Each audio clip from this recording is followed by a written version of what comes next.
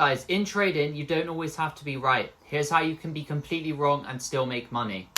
Okay, so using an example on USD JPY from a couple of weeks ago, at the time, my overall idea was that I was looking for some overall buying opportunities to continue with this overall bullish trend, right? I had a bullish bias and therefore I was looking for the buys.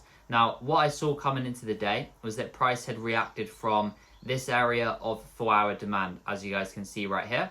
Now, as it made its way down, it didn't actually respect the demand itself, became slightly lower, taking out the demand low. However, this was still a valid opportunity for me because the demand has been swept. It hasn't yet been broken below, so that's completely fine. Now, I headed over to the M5 time frame to look for an entry. And as you guys can see right here, we had that initial shift bullish on the M5 time frame. So this is where I'm looking to get in on an entry, just here on this area of demand with my stop just below that area of demand, because if price came lower than this, I didn't want to be in the trade.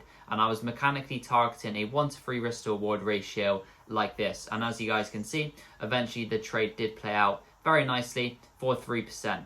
Now, because here we're using the lower time frames, right, and we're using liquidity, we know that very often price is going to react from these liquidity levels or the area of demand and give a small push up, which, because we are using the lower time frames, we can look to capitalize on. And as you guys can see, eventually afterwards, price did continue to the downside. So my overall direction was wrong, yet I still managed to capitalize on 3% because I was taking advantage of liquidity, areas of supply and demand, and using high risk to reward on the lower time frames.